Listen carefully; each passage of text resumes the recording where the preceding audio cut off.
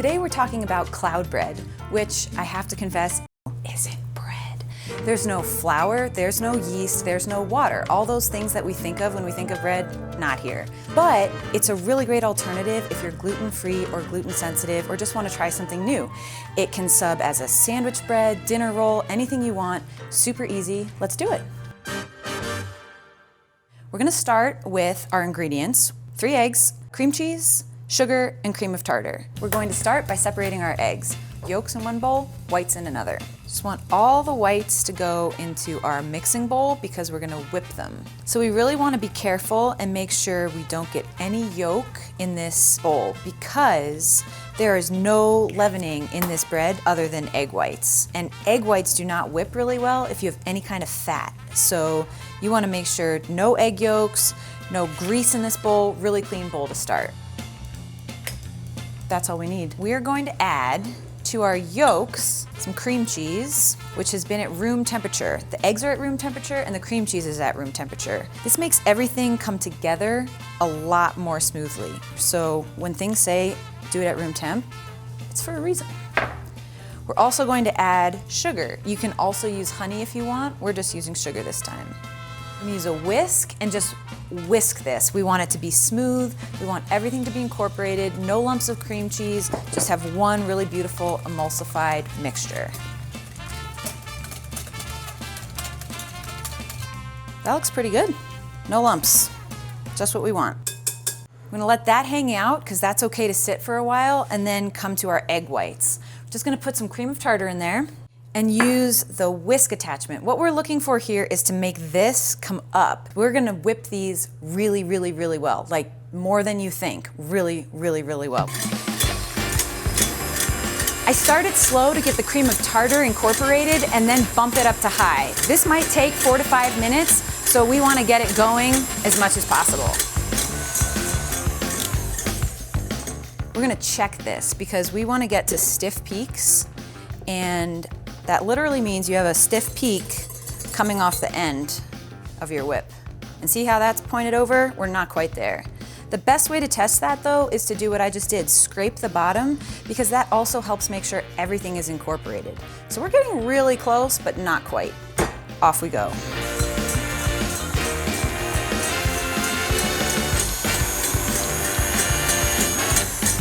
This looks a lot better. We're looking for that stiff peak and also a really nice glossy look. That's what we want.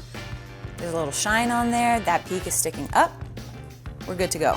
So all we're gonna do is fold this mixture into this mixture.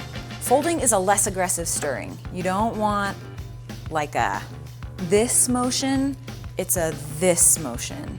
Really, really gentle. Everything about this project is gentle. You're making cloud bread, a bread of clouds. Just want softness.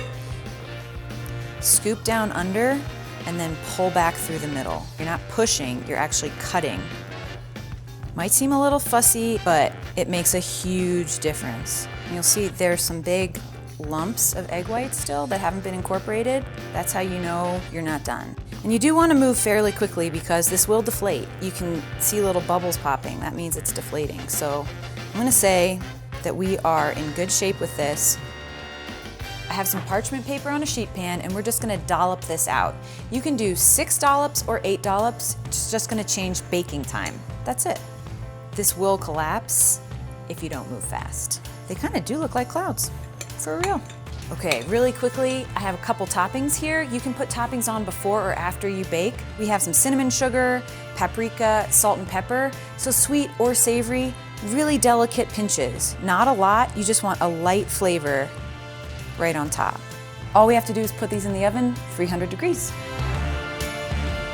If you've done 6, bake them for 25 to 35 minutes. If you've done 8 dollops, bake those for a little bit less, maybe 5 to 10 less.